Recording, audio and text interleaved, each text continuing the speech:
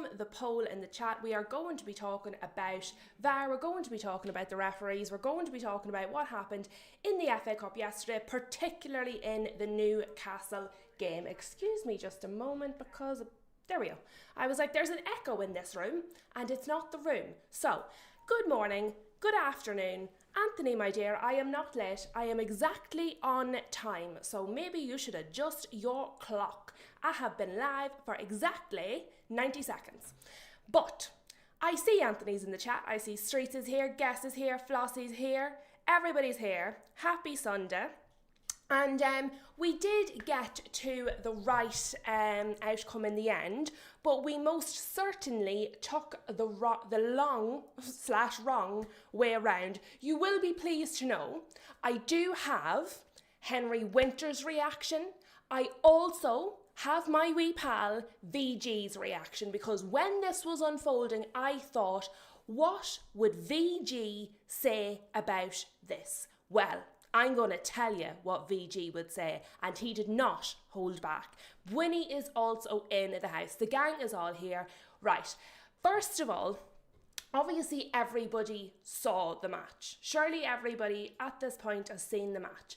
But if not, I want to just give you a look at the things we're going to be talking about. Clearly, I'm going straight in with the Newcastle and Aston Villa game.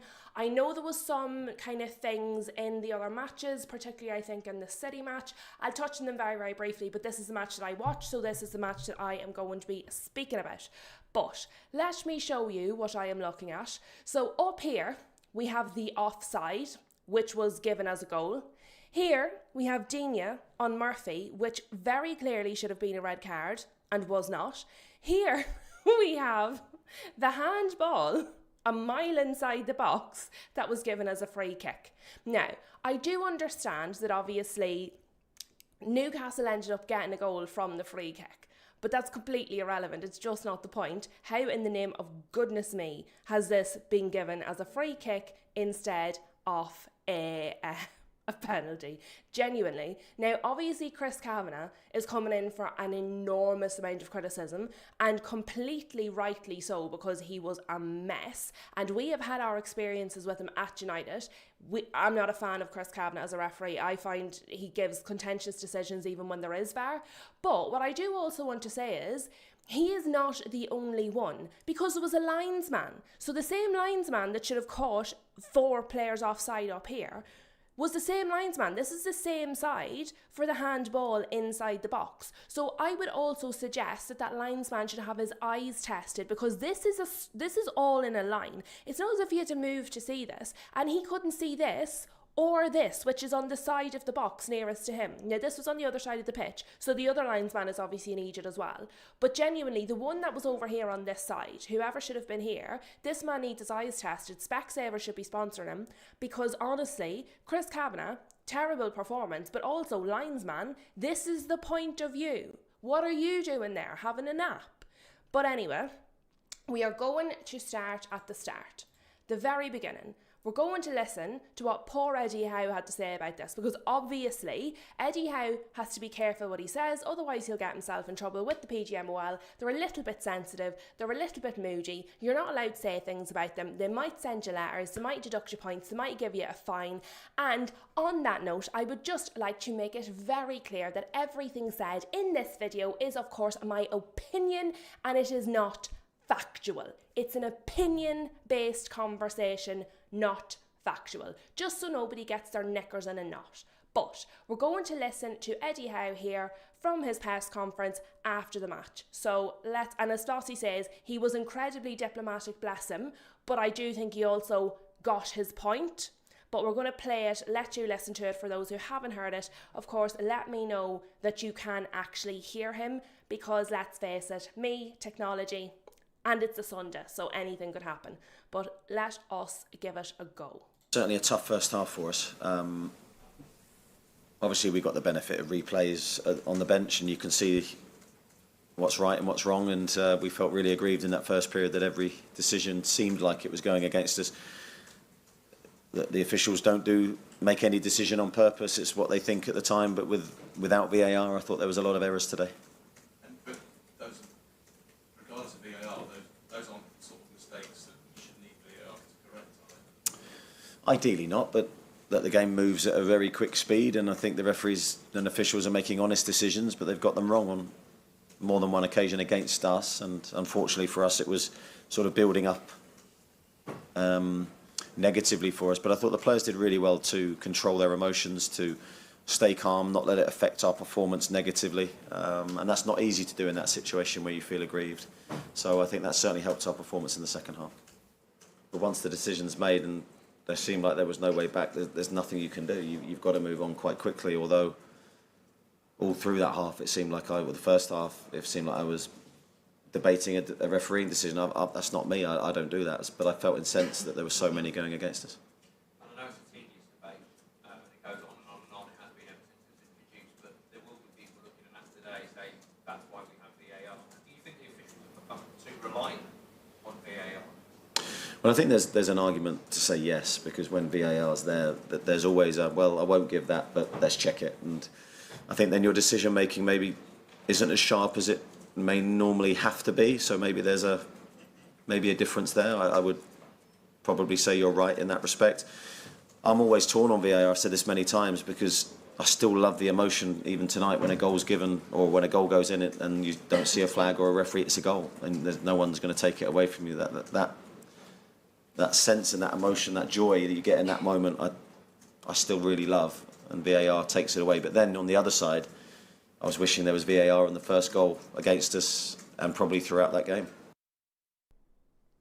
Now, I see Flossie is in there very proud of the way Eddie Howe spoke, saying my manager. Streets is saying a very mature answer, and it absolutely was 100% a very, very, very mature answer to a very difficult question from Eddie Howe. But I do also think he gets his point across. So when he says things like, it feels like all the decisions were against us. So he's clear to say they're not purposely picking on us. He's not doing a Rodri, but he's making it clear it feels like all the decisions were against us. It appears all the decisions were against us. That's frustrating. But he's also correct in saying that. And I thought it was actually really, really interesting when he said there's no point in us holding on to that in the game, because if we see that in the game, it feels like it's all going against us.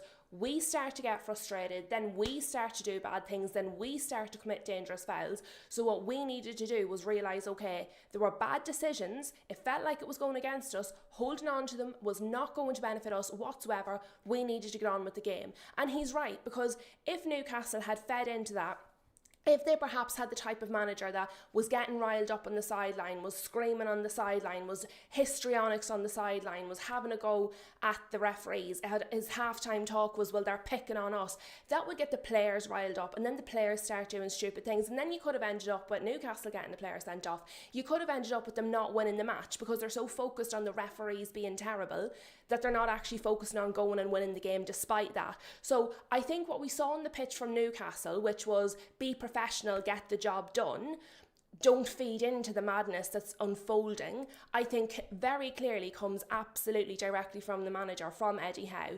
And I think it's a very mature, a very grounded, a very level response, and I think it filtered all the way through to his players, which was exactly what his players needed in that moment in time. When the match is running away from the referees, when the match is almost out of control is what it feels like, what you need is a calming influence, and that's exactly what Eddie Howe was for his team, because that had to be so difficult to keep your cool in that situation. And I thought the way he spoke, and I thought what he said was very, very interesting, and I thought it was very appropriate. He said just enough without saying too much. I also thought, like, when he said that he doesn't feel they're making the wrong decisions intentionally, but the fact is they're making the wrong decisions.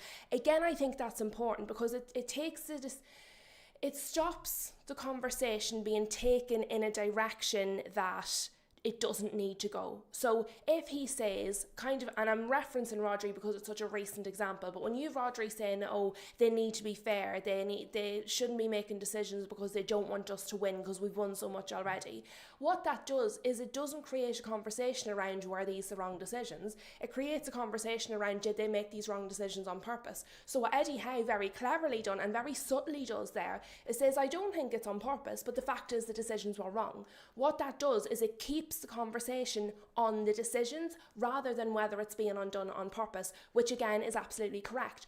Also, if he had come into this press conference, if he had given loads of mental answers, if he'd been absolutely raging, throwing boots and TVs and arms and everything else, what we would be talking about today would have been Eddie Howe. Would have been talking about Eddie Howe, Eddie Howe's response, Eddie Howe's histrionics, and whether or not it was on purpose that the referees made those decisions.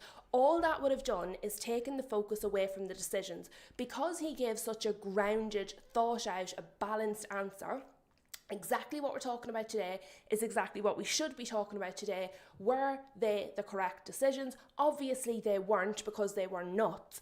But what he has done is ever so subtly kept the focus on the decisions instead of anything else, which is absolutely the correct thing to do. And I think a lot of managers could be taking a leaf out of Eddie Howe's book here. Really, really well spoken, really, really well said, made his point, didn't absolutely go doolally, and now everybody's talking about these decisions more and more and more. So I think he was absolutely correct, and I think it was, as Flossie says there, my manager. That's the kind of thing I would be proud if my manager come out and speaks like that, because I think that's the way you have to be. You can't lose the plot. You are supposed to be leading the way.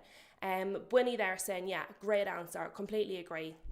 Flossie saying, when the commentators and pundits are calling decisions out, then you know the referee was bad. And I've actually got a really good example of that, because I was watching the halftime show, and genuinely, it was Alan Shearer, wasn't it? Yeah, Alan Shearer. He was raging. He was so mad. And so this is a part of the quote of what he said, but I watched the whole halftime show.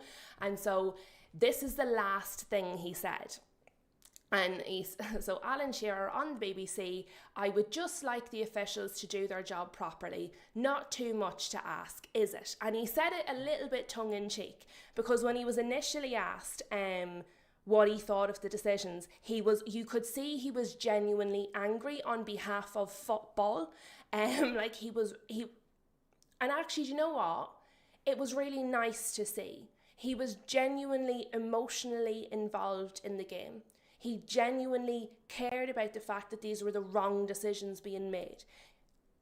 It's actually really nice to see a pundit not just saying what they're supposed to say or sticking to the script or saying, he gave, and it was very clearly a very genuine emotional point of view. He was very angry. He was really, really mad. And you could see that throughout halftime. This was a little bit at the end, sort of not a throwaway comment, but it was in response to something that the host had said. And he sort of was like, I just want them to do their job. Like, that's all I'm asking. I'm not asking for a lot.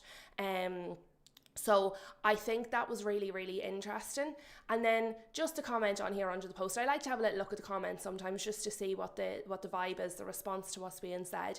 And so Dark here says, have we ever considered that football is just a really difficult game to referee now? Refereeing decisions have to basically be pure impulse now and don't allow for any time to think about what the ref has just seen. I absolutely totally disagree with that, like 100%. I've never thought that, because I think that's nonsense. Like that, I never read that before. I just kept the post, so I just like to have a little look to see kind of what's being said.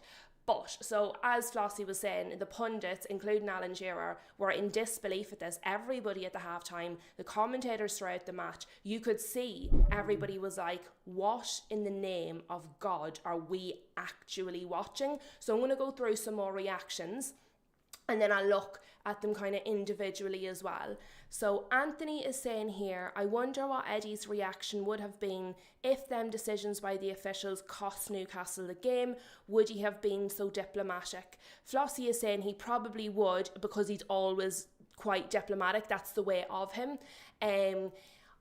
I probably would tend to agree with Flossie there. Look, we never know because it didn't happen. I would say you might have seen more anger in his body language or his tone. I think his words may have been the same, because I agree with Flossie.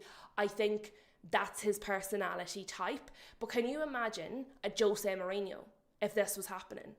Honestly, I think he might be arrested for what he would do. Do you know what I mean? On the pitch, storming the pitch. Red card wouldn't be enough for him. Like, if this was happening against a Pep Guardiola, for example, like, I don't think he would handle it this well. I think Carrick would be more towards, I don't think he'd be quite as calm as Eddie Howe, but I think he'd be more towards the Eddie Howe realm.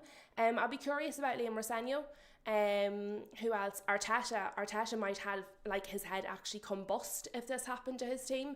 And to be fair, all of those reactions would be completely valid because it was a complete mess. But it is interesting to see how different managers handle the situation and maybe what the potential fallout then is from that, because how the manager reacts does impact what comes after.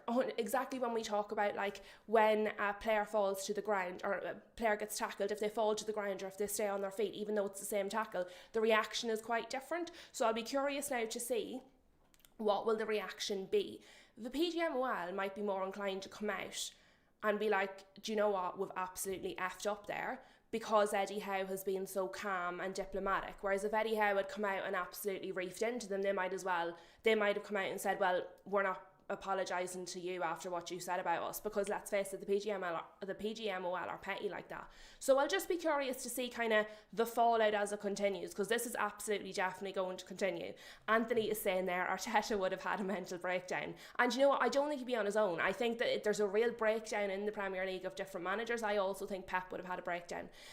So yeah, I definitely think Arteta would have been box office. But look, it didn't happen to Arsenal, it happened to Newcastle, and not for the first time this season. Newcastle have had a bad old run of it this season with refereeing decisions, with and without VAR. Honestly, I know we all talk about conspiracies against our club and we feel like our club is being picked on, and you know, we all feel that way because we're biased towards our own club. But from the outside looking in, I really, really, really feel Newcastle have been done dirty this season. Now, United's had a fair few bad ones. We've had like offsides that weren't offsides. We've had fouls that when we do them, they're fouls, but when other teams do them, they're not. Like the exact same thing. We've had some bad runs of it, but I think Newcastle has to be top of that list right now for decisions being made against them. Because honestly, if I was a Newcastle fan, I'd be flipping my lid. And obviously, when Ash is back on Friday, we will be getting his reaction to this. He probably does have one up on his channel. I don't know if he's done it yet,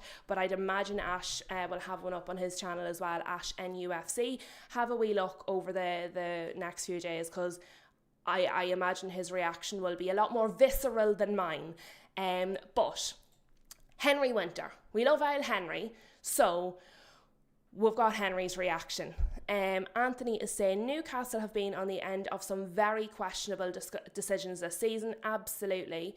Flossie saying, I would love to know what Michael Oliver thinks about it all. Well, I'm sure they're all going to come out bit by bit.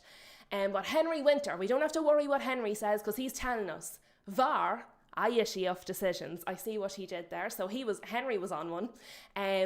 Tammy Abraham offside. Lucas Digne, terrible challenge on Jacob Murphy. Couple of penalty shouts too. No VAR this round. They would have been busy. To be fair, no need for VAR for the Marco Bizzo decision.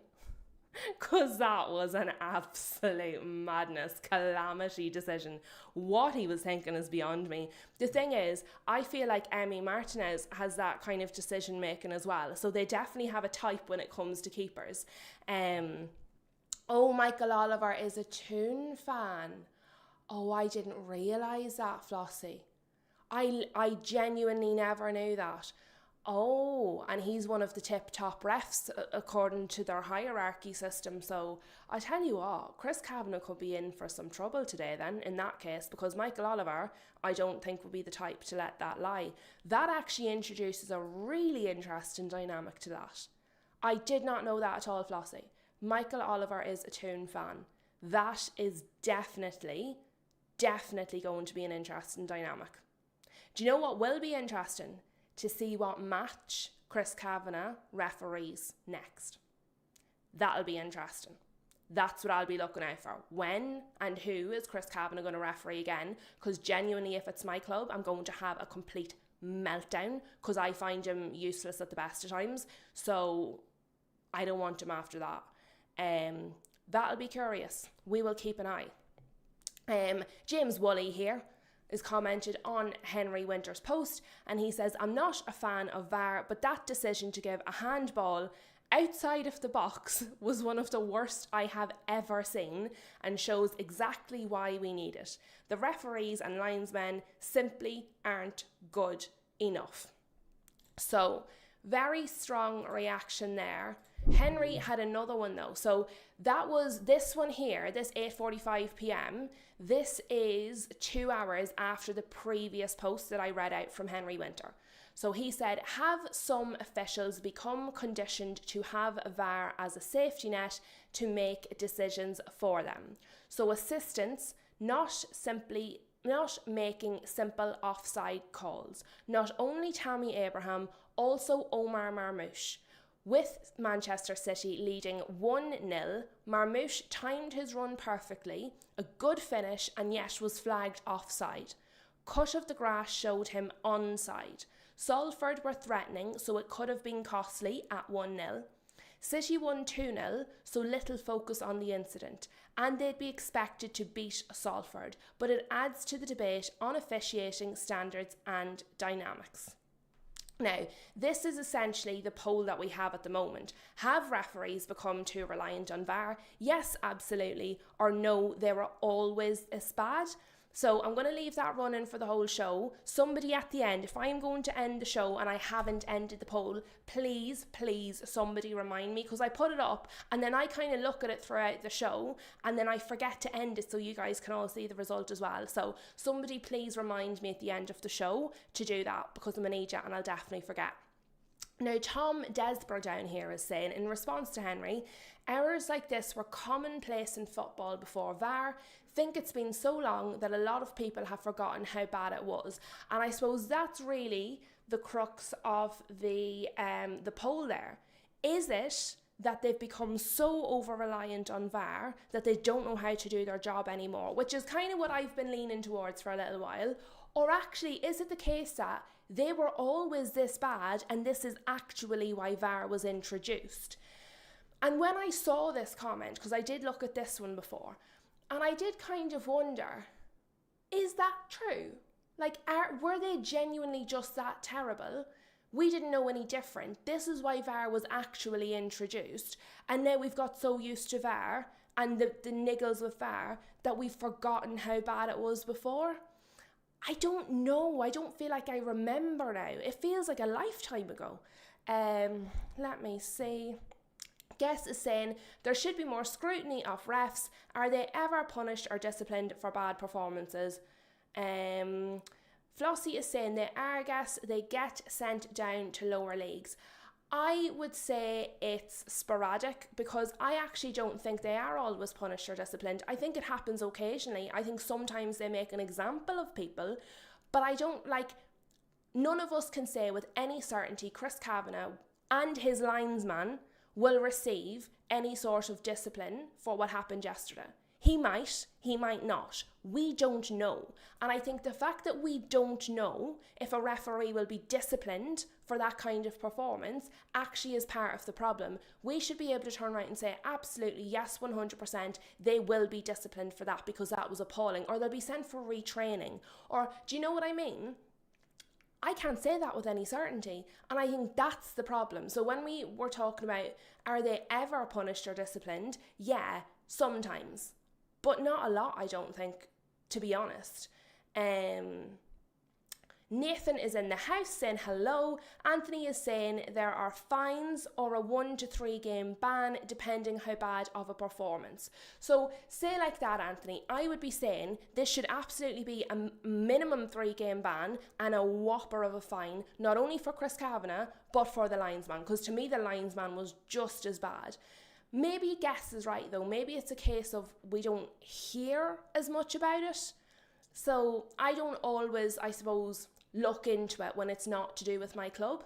So maybe it's a case of I'm not completely aware of it and it happens more often than I know about, but I will be watching this one. I will absolutely have my eyes peeled watching this one to see what's going to happen. What else are we saying? Guess is saying it would just be nice if they could get better. Yeah, that would be good. Thank you, Nathan. Nathan likes my hair. I did get it done yesterday, so the hairdresser did this for me because I am too lazy to do it myself. Ray Ray is in the house. Nice to see you, Ray Ray.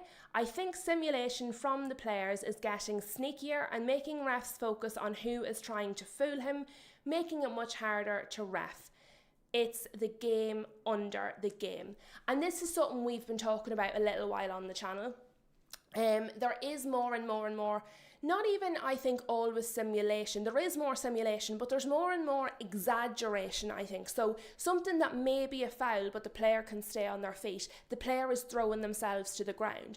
The reason that that's happening is because of poor officiating, though. Because if we take Patrick Dorgu as an example, Patrick Dorgu was on the receiving end of a really, really bad tackle. It should have been a yellow card. It should have been a free kick. It should have been punished. What happened was Patrick Dorgu is a very honest player. He managed to stay on his feet despite the fact that it was a bad tackle, and therefore nothing happened. There was no yellow card, there was no free kick. And when players see that, they're like, okay, well, I have to go down in order to get anything from this. And so I actually think it's poor officiating that is encouraging the players to simulate or exaggerate, which then leads to more poor officiating because they can't tell the difference between what's exaggeration, simulation and actual tackles and reactions. So I think your point is correct, Ray. I think the exaggeration and simulation from players is making it more difficult to referee the game, but I think the reason the players feel no choice but to do that is because of poor officiating in the first place. So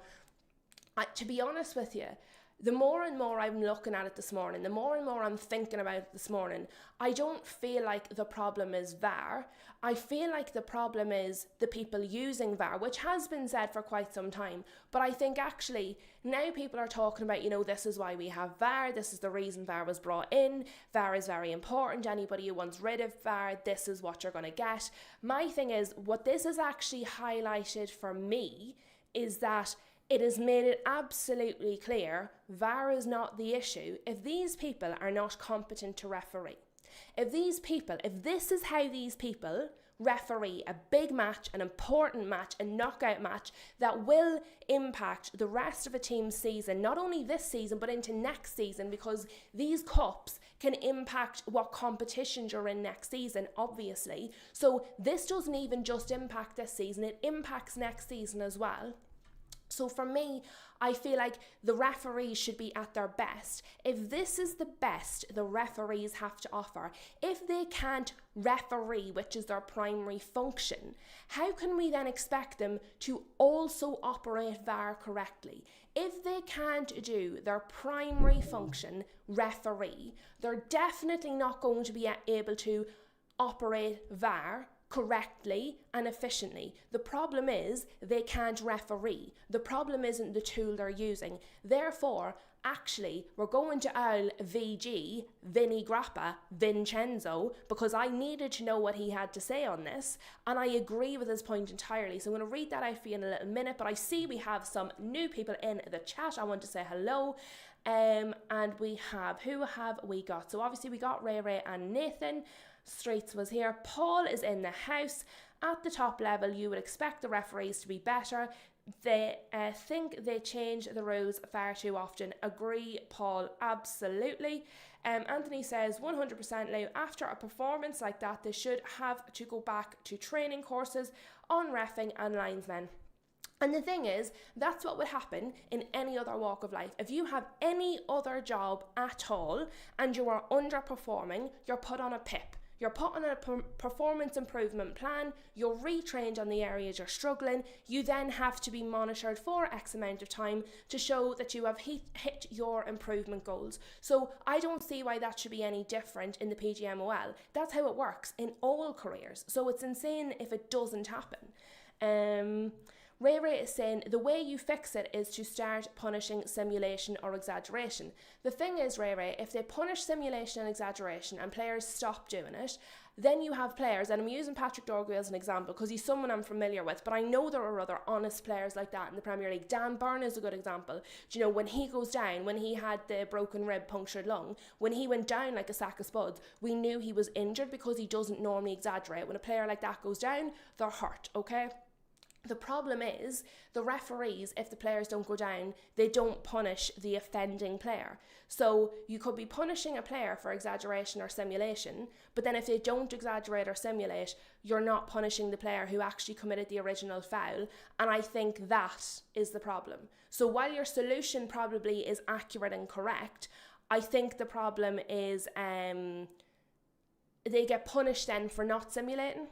So they, in that scenario, they get punished for simulating, and then they would get punished not simulating, if you get what I mean. And I think that's where it's hard.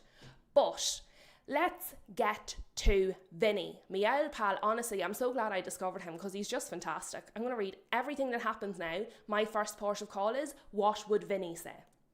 So, Vinny said, how about we rip the whole PGMOL hierarchy apart and start again? So honestly, love him. I just love him.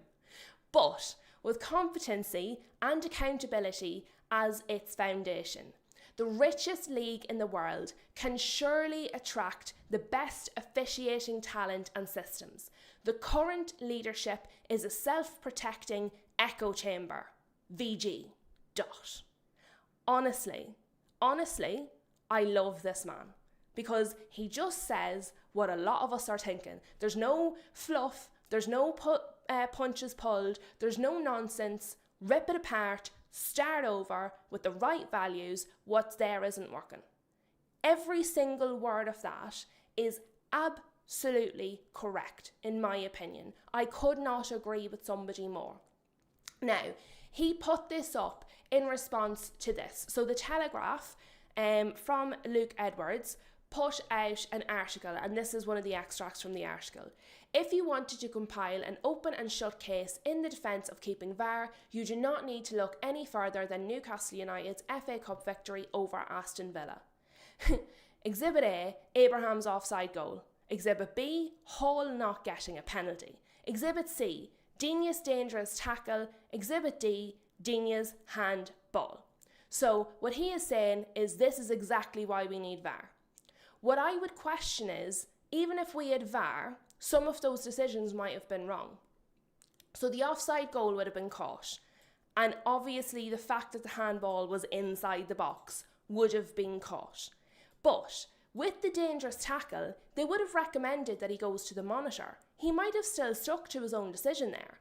Hall not getting a penalty. Again, even with VAR, those are subjective. They may have said there's not a clear and obvious error. Or again, they might have sent him to the monitor and said, well, I'm going to stick with my original decision. So, shambolic refereeing performance, according to the Telegraph, which I do agree with, but I also don't think, we know VAR isn't a fix-all. We know VAR doesn't fix everything. So actually, I think this here is the best thing that I have read so far about what happened yesterday. Rip it apart, start over. Surely we can do better than this. I just think that's absolutely perfect from Vinny. Mohammed, good morning. Thank you for joining us all the way in Denver. Oh, what is your time difference over there, Mohammed? What time are you at? It must be a crazy different time for you. Hopefully it's not too early in the morning.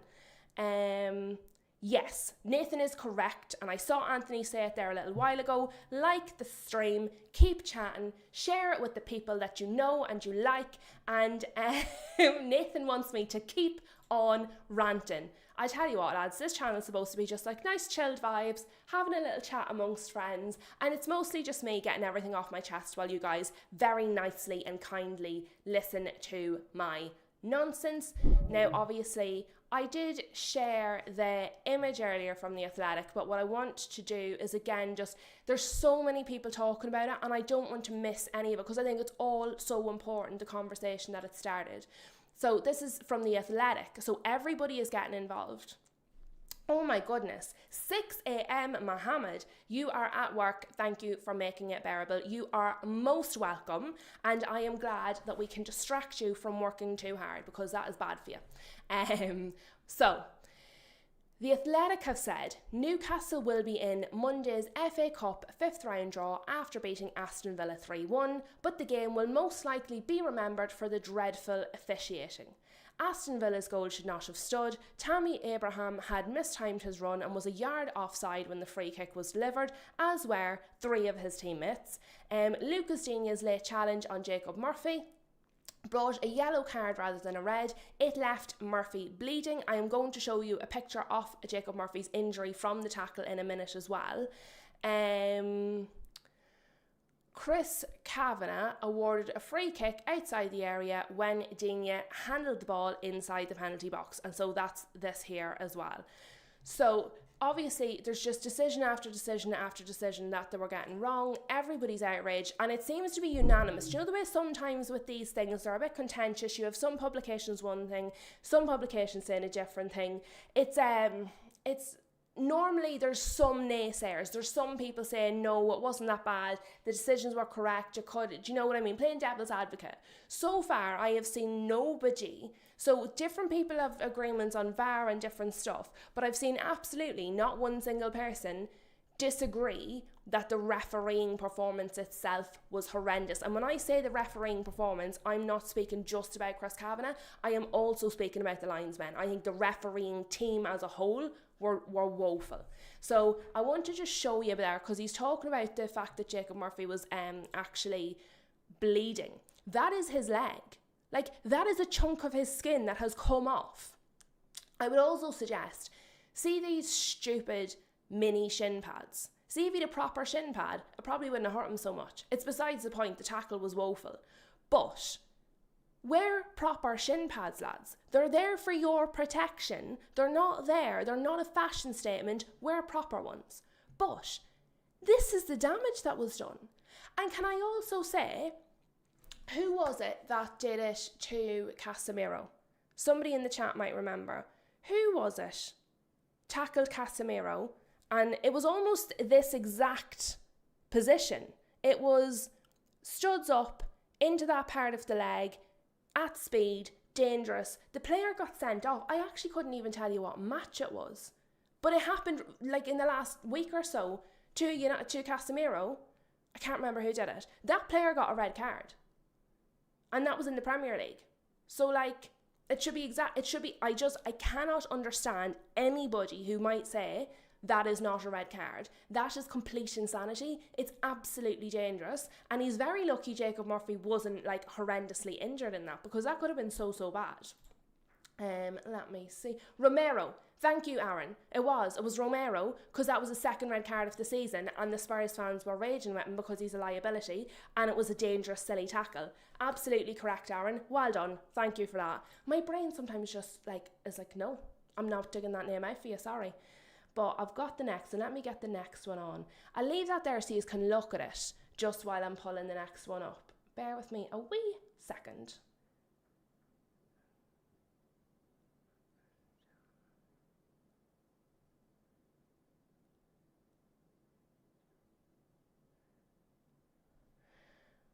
Nathan says, by the way, Lou, have you noticed since the last 2 streams with Ash, because he has been coming on live on your channel and Newcastle has been getting the W?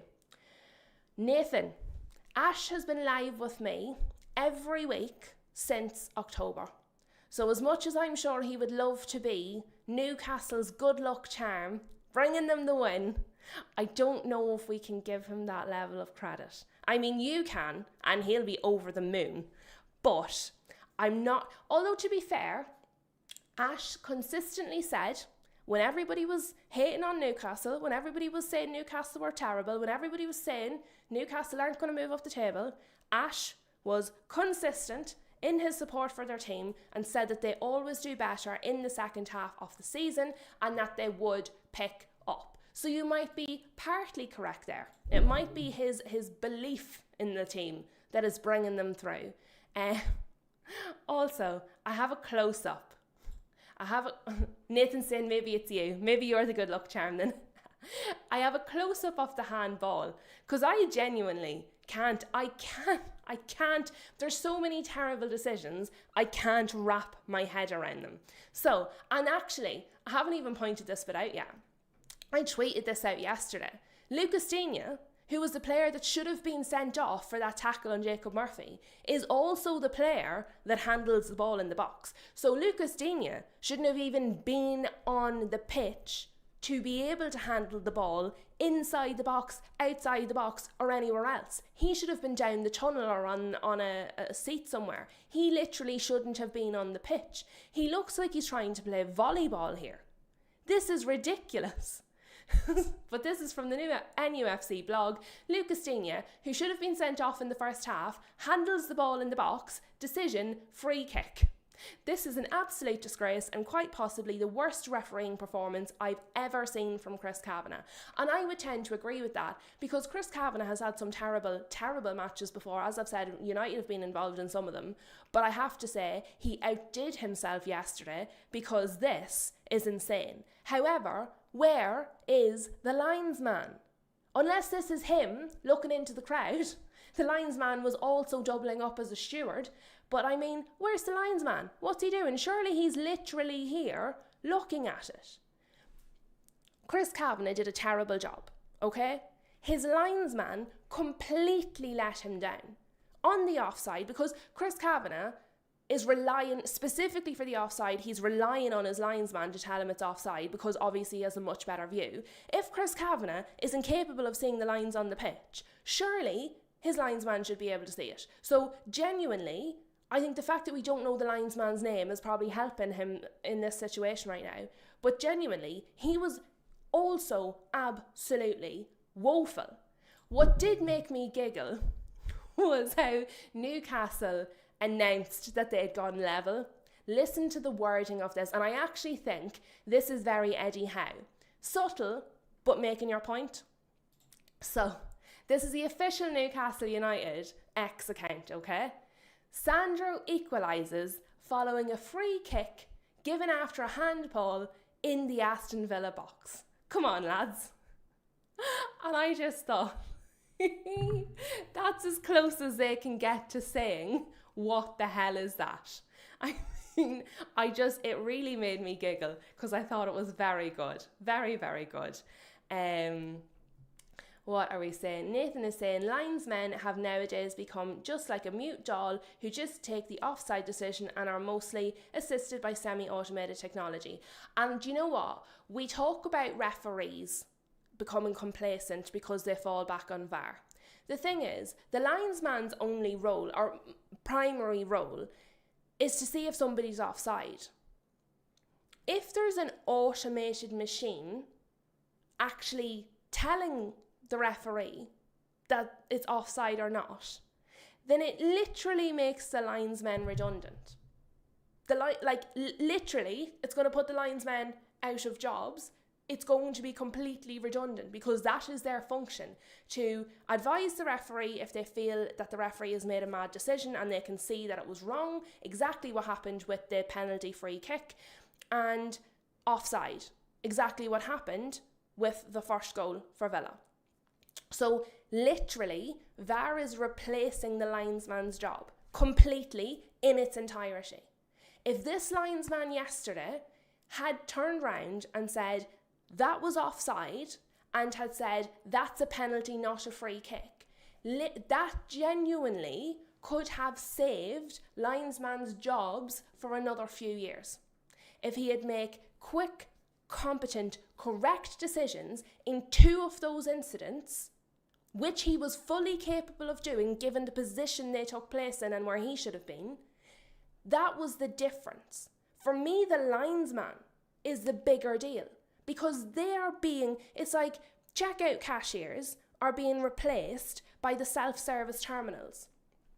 However, if you have constant problems at the terminals, if they don't scan things properly, if the receipt doesn't print, if you can't get it to take your money and you're having nothing but problems at self-service, and then you go to the cashier, they serve you quickly, competently with no issues, the next time you're going to go to the cashier, you're not going back to the self-service. What that does is it keeps the cashier in a job. VAR is literally replacing the function of a linesman. If VAR works correctly, if they can do all of the offsides and if they can advise the referee when he's made a wrong decision, that was the purpose of the linesman. They're going to lose their jobs. These people are going to lose their jobs. It is going to happen. If this man yesterday had done his job correctly and efficiently, everybody today who's saying, look, this is why we need VAR, all of the other people would have been like, this is why we don't need VAR. He made the decisions, he made them correct, and he made them faster than the semi-auto VAR would have taken the 15 minutes to look at an offside. So I actually think, while Chris Kavanagh was terrible, for me, really the focus is on the linesman. Really and truly. Let me see. What else? Fozzie's in the house. Hello, Fozzie. I didn't watch this weekend's FA Cup games, but I'm not aware of what happened, so I'm hearing a lot of controversy. There was a lot, Fozzie. Crazy decisions being taken. And there's Streets agreeing with me. AI will take over these decisions in the future for sure. Exactly. So when you get the opportunity to save your own job and then you mess it up, like literally, you have set yourself and your colleagues on a trajectory like faster than it's going to happen anyway. But when we see performances like this, it's going to happen faster. I just think, and it's really sad. Let me see. Fozzie is saying even the Liga and Serie A are doing awful ref calls. Inter Milan versus Juve was mad. I would well believe it. I would absolutely well believe it. I just think it's so sad. Now, I had a Luke Edwards post before and I had it saved and I talked about the post and then I don't think I actually ever read out the post. So I've Luke Edwards here now because I missed him the last time. But he obviously is linked to, he speaks a lot about Newcastle and he seems quite more or less level when I've seen his posts. But he said, I've seen some bad referee displays in my time, but Chris Kavanagh and his assistant, so at least he's mentioning the assistants, are having a shocker. Villa's goal offside. Lewis Hall should have been awarded a penalty. Lewis Hall was sensational. Can I just say, because obviously we're talking an awful lot about, the referees, the linesmen, the assistants, the whole lot. But can I just say, Lewis Hall, unbelievable. Sandro Tonali, unbelievable. Sandro Tonali with his brace, after all the rumours that he wants to leave, he's going to sign for United, he's going to sign for this team, he's in links with that team, he only signed a contract so they can get more money from him, he's not going to stay, blah, blah, blah. All the rumours that have been about the place for Sandro Tonali, for him to go and score a brace last night was fantastic. Also, Nick Voltemata's birthday. He got a wee birthday goal, so he had a great old time. And I'm pretty sure somebody said that was the first goal that Voltemata had scored in about 14 games or something. That seemed insane. Let me check that while we're actually here, because when I read that, it seemed a bit nuts. And I want to see, I don't think it can be true, and so I want to check it. I'm going to actually check it while we're live. So, players, Nick Voltemata. It's not going to tell me here, is it? I'm going to have to go through. Oh, there we are. So, obviously he scored, as I've just mentioned. 1, 2, 3, 4, 5, 6, 7, 8, 9. Okay, it might be true. 9. 10, 11, 12, 13, 14. So, up until last night, he hadn't scored in the previous 14 games in all competitions. Now, as you can see, he did have 2 assists. But so for 14 games, after the on-fire start, the absolute phenomenal start that he had for Newcastle, we were talking about him like constantly for signing off the summer. He had gone 14 matches in all competitions without a goal. That's insane. I didn't even realise that. That is absolutely insane.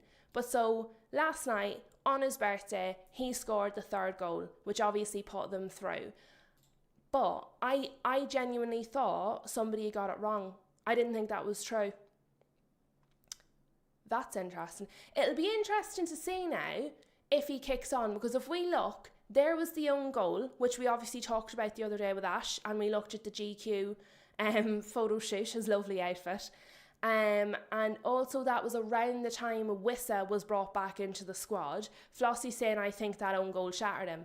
And as much as he says he felt the support of the fans and it didn't impact him and I mean, so the next game I think was the one Wissa starred, wasn't it?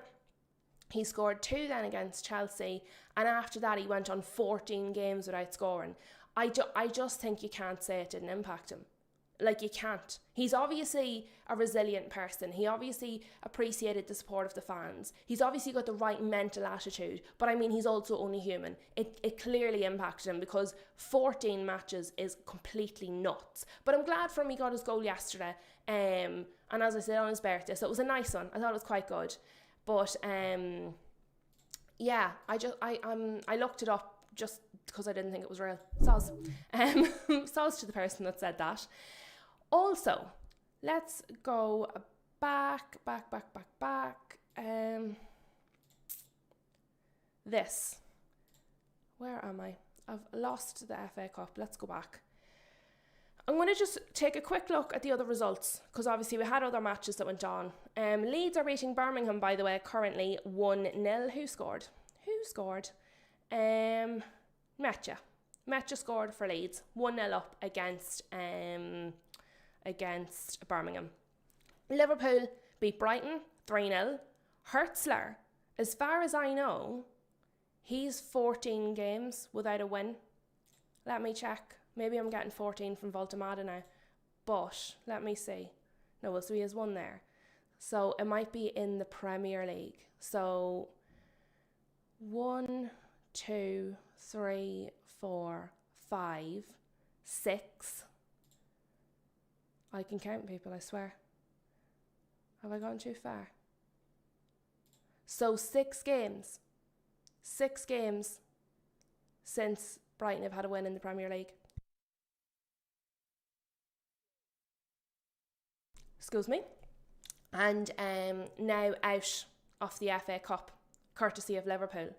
It's not going well from Hertzler. Like, it's really not. No, it's not 14 streets. I think I got the 14 from Voltemada. It's 6. Because I'm skipping the FA Cup. This is Premier League. 1, 2, 3, 4, 5, 6. And they beat Burnley. So 7, 8, 9, 10, 11, 12, 13. They've 1 win in 13. 1 win in 13 matches in the Premier League for Brighton. And they've just gone out of the FA Cup. And they're in 14th. I mean, is Hertzler, is he under pressure? Mama Flossie saying fans are calling for him to go. He could be. We've been talking about the I know today we're talking about the refs and VAR and the FA Cup and everything else, but we have been talking about the managers an awful lot recently. We've been talking about the managers an awful lot this season, to be honest with you. But I think he could be under real 1 win in 13 matches in the Premier League and out of the FA Cup. And they're playing Brentford next, who will likely beat them. Brentford are on fire at the minute. Here's Brentford.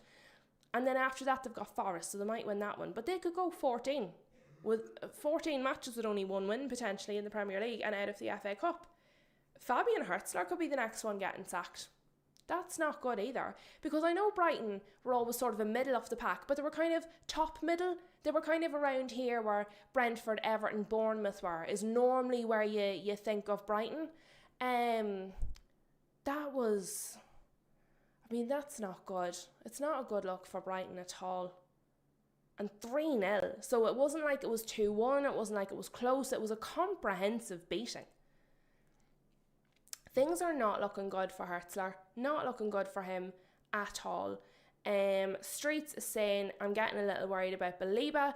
I'll tell you what, actually, do you know what? I wasn't going to talk about this today, but since it's sort of come up a little bit naturally, let me find it. I have,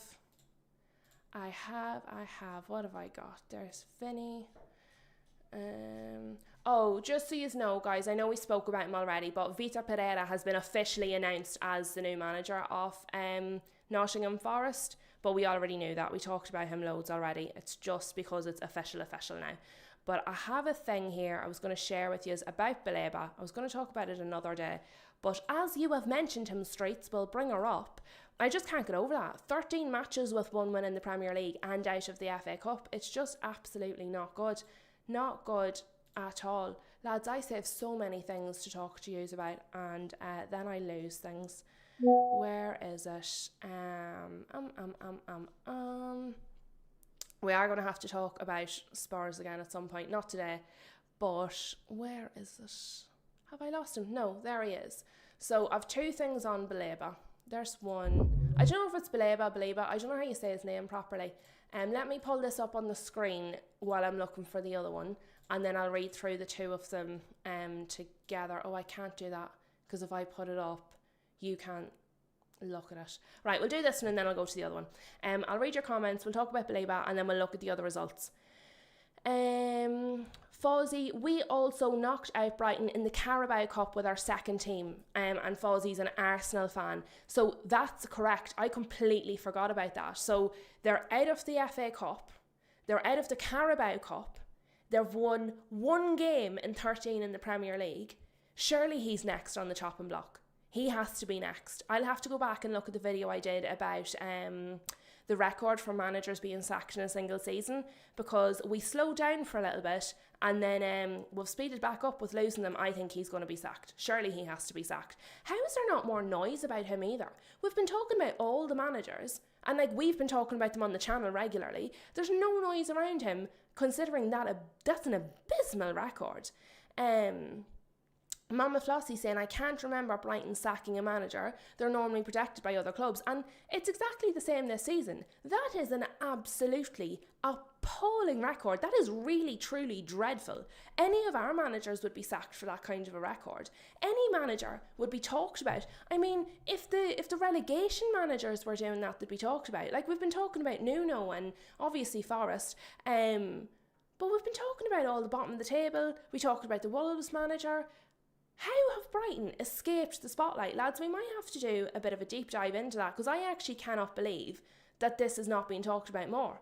And that score was 3-0 as well. So they were put out of the Carabao Cup 3-0, and they've been put out of the FA Cup 3-0 by Liverpool and Arsenal. So, I mean, that's not good either. Fozzie is saying, I think Baleba has fallen off. He's not Caicedo's level. I said at the end of maybe October, I don't want Baleba. I don't want him. Never mind the fall off. Never mind if last season was kind of a coming out season and then he's returned to a lower level. He's not good enough. I don't want him because I think his attitude's wrong. We have had enough players at Manchester United where the attitude has been wrong, where we've brought them in, they've thought they were better than they were, and then they've fallen off because they can't handle the pressure at Man United. If he has been... So he's either not good enough, he had a really good season, and this is his actual level and he's not good enough, or he is actually really, really good, and the interest from Manchester United and the fact he didn't get the move has done this to him this season. So either way, I don't want him. He's either not good enough or he can't bounce back after a setback. No, thank you very much. Added to that, Brighton have made it clear they will not entertain offers below £100 million for Carlos Baleba amid growing interest in the Cameroonian midfielder. Manchester United, Chelsea, Spurs, PSG and Newcastle are all tracking the 22-year-old ahead of a potential transfer in the summer window, but the Seagulls are standing firm on their £100 million valuation. And can I just say, I would believe that of Brighton as well, because they don't negotiate. They're notoriously good in the transfer window. I don't want him. I don't want him at that price. I don't think he's good enough. I don't think his attitude is correct. I don't want him. Now, Streets is saying he did have a bad injury in the pre-season and lost some athleticism, and that's fair enough, because that happens no matter what age you are or how good you are. Injuries are injuries, there's not much you can do about it. I don't think he has the mental bounce back ability, because either he's been affected by the United move not coming through, he's been affected clearly then by that injury, mentally as well as physically. He's certainly not a £100 million player. And the other one I was looking at, let me see if I can find it so I can show it to you. He was hooked off in one of the matches after 22 minutes. Here it is. Carlos Baleba, this is on the 11th of February, so it was the match the other day. Carlos Baleba was hooked after just 22 minutes for Brighton tonight. Still would take a gamble with him. Frank here is a United fan, but not sure we can really be paying more than £60-65 million. You want to pay £60 to £65 million for a player that was hooked off after 22 minutes, having been hooked off at half-time several times this season, having underperformed for the entire season, and is clearly not showing the mentality. Purchases like that are exactly how United got where we are. Silly decisions, silly amounts of money, silly decisions for players. If there's a question mark, and there is now a question mark, so I don't want them full stop, but if you're unsure and you have a question mark, what are you going to do paying 60 to 65 million for a player that has a question mark over them? The star player in a team that got knocked out of the FA Cup 3-0, got knocked out of the Carabao Cup 3-0, and has won one match in 13. He's supposed to be their star player, and he's getting hooked off 22 minutes, half-time. I don't want him. And Streets is saying there, it's sad to see.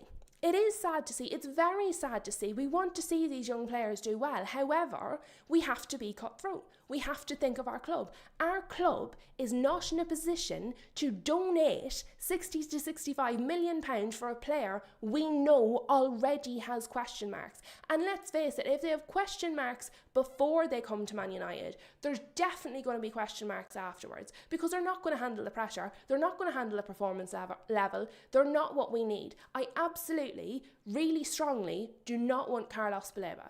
If we get him, I will hope he does well. I don't want him. He's exactly what we don't need. He's exactly the type of mistake we keep making. It's a terrible idea. How much did we pay for Højlund? Look where that got us. I loved Højlund. I loved him. He wasn't good enough. Why would we go and pay that money for a young player with question marks? It's a terrible idea. It's not what we need. It's not going to bring us forward. And he's definitely not going to replace Casemiro.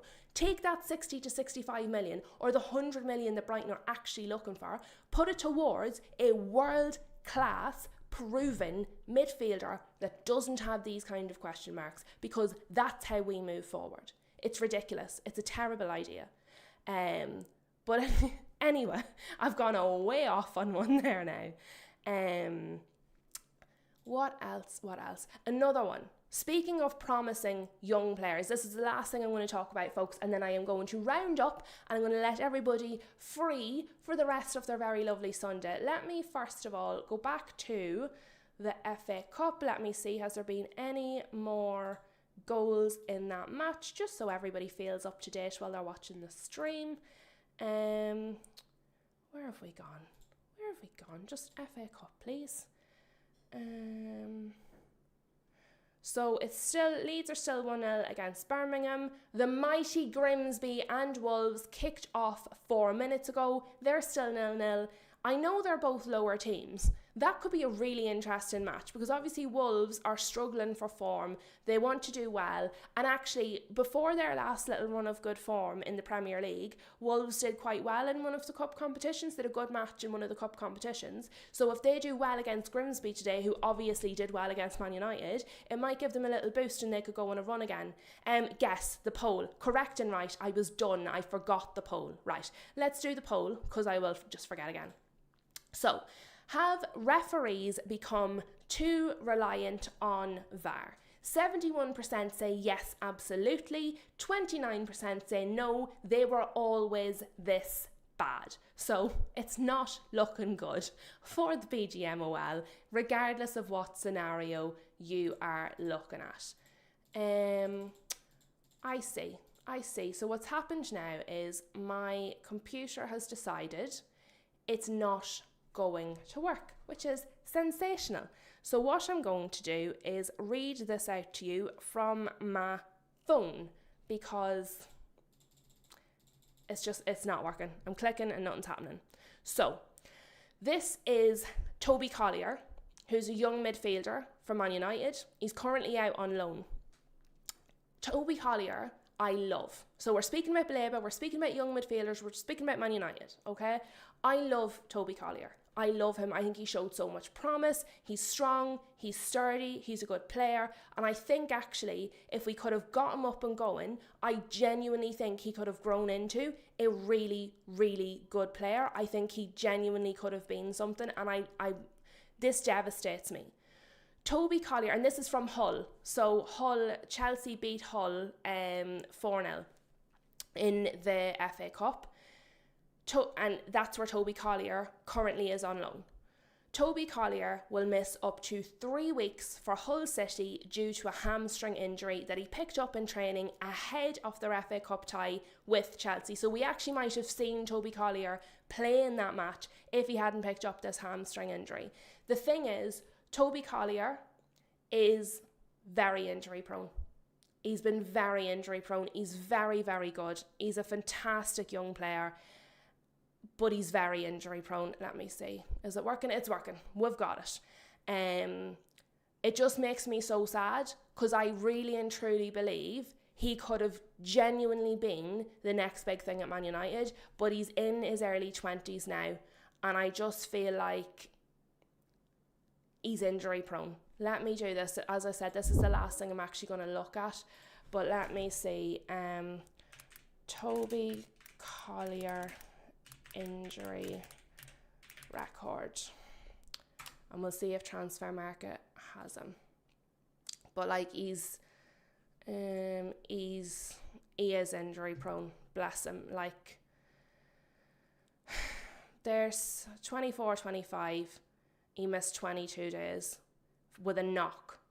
Then 24-25 still, he got a leg injury, missed another 43 days. So that was 65 days in 24-25. And now 25-26, he had a calf injury and he missed 62 days. He was on loan at West Brom. And during that loan, he missed 62 days already this season. And now he's on loan at Hull since January, and he's going to miss 3 weeks with a hamstring. Like,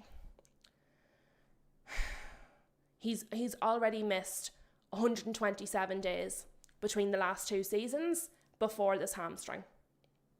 He's just injury prone. And let me see, have they got his age here? He's 22. And that's the length of time he's missing. And it's a knock, it's a leg injury, it's a calf injury, it's a hamstring, it's bloody... If it can go wrong, it will go wrong. You know, Sod's Law has it in for him. And genuinely it makes me sad because I really, really, truly believe he could be a really good player. He has got the talent. He cannot stay fit. He can't stay fit. And it's really sad. And actually, as I understand it, Harry Amas, one of our other loanees, who has been absolutely smashing it out with the park this season on his loans, he's also injured, and he's injured for like quite a long time, to the point where there was discussions of whether he was going to come back to United and recover or whether he was even going to stay on loan at all. So we need to start looking after these young players better. We need to do more for them. But this, it makes me so sad. Is this it? No, that's Baleba. It really makes me sad. Really, really makes me sad. Streets is saying Collier is a talent, that he is. Legs for days, neat on the ball, very strong for a lean player. Streets, I could not agree more. I couldn't agree more.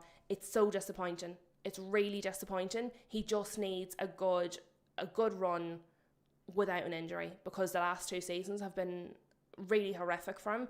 I hope we work with him through the summer and we do something, because something's going really, really, really wrong for him. Fozzie says, these refs have become lazy because they know there's VAR to cover their mistakes. The mate's in the VAR room, and yeah, that's it too. It's not even like an independent body that you're sort of answering to. It's your friend. So they're never going to call you out too harshly. But listen, lads, it is 1:50 on a Sunday afternoon. I'm going to go and maybe have a coffee now to follow up with my team. I'm going to go for a little walk. I'm going to enjoy my day. Thank you all so much for being here. As per usual, we got absolutely loads covered. I appreciate you taking time out of your day to spend it with me. Please smash a like on the video if you haven't done so already. Please encourage your friends to come and join us and get stuck into the chat with us on the next stream. I will be live tomorrow at 7:30. Who knows what we'll be talking about? It might be Hurtzler being sacked, because let's face it, he's definitely has to be next on the chopping block. Have a lovely rest of your day. Enjoy the rest of your weekend. Thank you for being here. And yeah, just, yous are all wonderful, really.